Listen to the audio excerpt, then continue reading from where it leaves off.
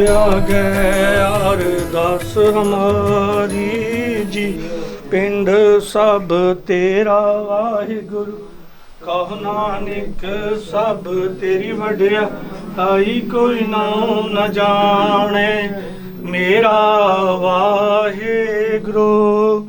धन धन धन ਸਾਹਿਬ ਸ੍ਰੀ ਗੁਰੂ ਨਾਨਕ ਦੇਵ ਜੀ ਮਹਾਰਾਜ ਜੀ ਆਪ ਜੀ ਦੇ ਮਹਾਨ ਪਵਿੱਤਰ ਅਸਥਾਨ ਗੁਰਦੁਆਰਾ ਸ੍ਰੀ ਜਨਮ ਅਸਥਾਨ ਸ੍ਰੀ ਨਨਕਾਣਾ ਸਾਹਿਬ ਜੀ ਵਿਖੇ ਧੰਨ ਧੰਨ ਸਤਿਗੁਰੂ ਸਾਹਿਬ ਸ੍ਰੀ ਗੁਰੂ ਗ੍ਰੰਥ ਸਾਹਿਬ ਜੀ ਮਹਾਰਾਜ ਜੀ ਆਪ ਜੀ ਦੀ ਪਾਵਨ ਪਵਿੱਤਰ ਹਜ਼ੂਰੀ ਵਿੱਚ ਅਰਦਾਸ ਬੇਨਤੀ ਜੋਦਰੀ ਆਪ ਜੀ ਦਾ ਕਰਦੇ ਪ੍ਰੀਤਮਾਨ ਭਾਈ ਰਵਿੰਦਰ ਸਿੰਘ ਗਿਰੇਵਾਲ ਪਾਤਸ਼ਾਹ ਜੀਓ, ਜੋ ਕਿ ਆਪ ਜੀ ਦੇ ਅਸਥਾਨ ਤੇ ਇਸ ਵੇਲੇ ਨਨਕਾਣਾ ਸਾਹਿਬ ਵਿਖੇ ਹਾਜ਼ਰੀਆਂ ਭਰ ਰਹੇ ਹਨ।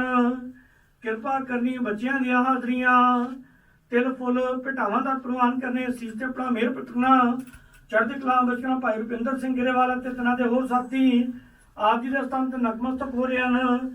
ਸਮੂਹ ਪ੍ਰੇਮੀ ਦਾ ਅਰਦਾਸ ਬੇਨਤੀ ਜੋਦਰੀ ਤਨਾਂ ਦੇ ਸੀਸ ਤੇ ਆਪਣਾ ਮਿਹਰ ਪ੍ਰਗਟਣਾ, ਸ਼ੁਭ ਭਾਵਨਾਵਾਂ ਪੂਰੀਆਂ ਕਾਰਜ ਰਾਸ ਕਰਨੇ, ਚੜ੍ਹਦੀ ਕਲਾ ਬਚ ਕਰਨਾ।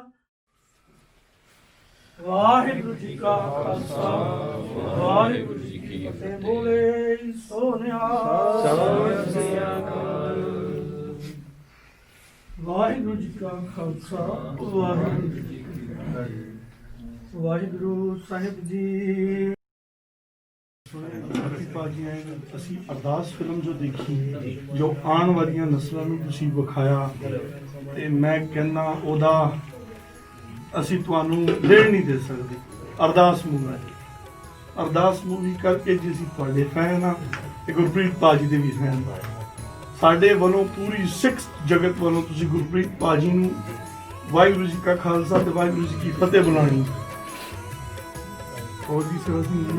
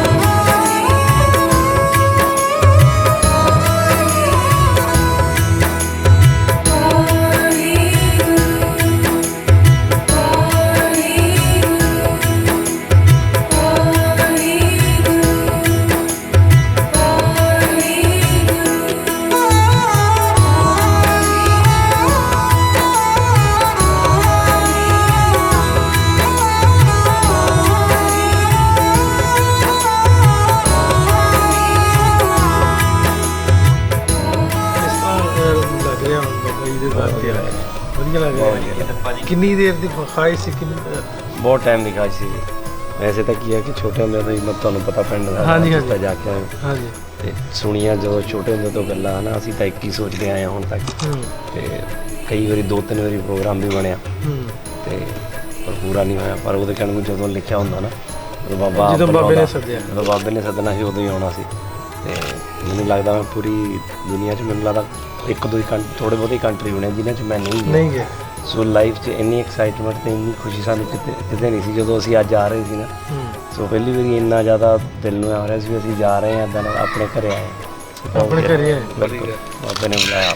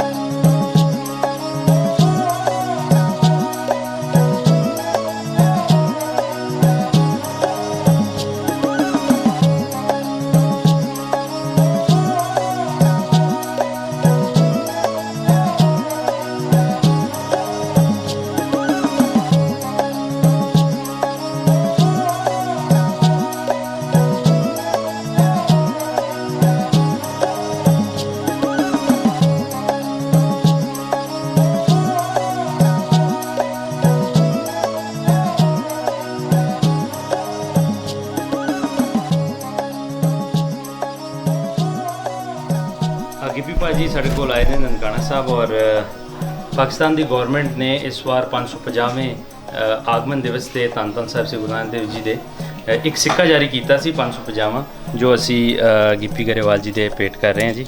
ਇਹ ਸਾਡੇ ਵੱਲੋਂ ਛੋਟਾ ਜਿਹਾ ਇੱਕ ਇਹ ਮਿਹਰਬਾਨੀ ਜੀ। ਵਾਲੀ ਥੈਂਕ ਯੂ ਸੋ ਮਚ ਜੀ। Thank you.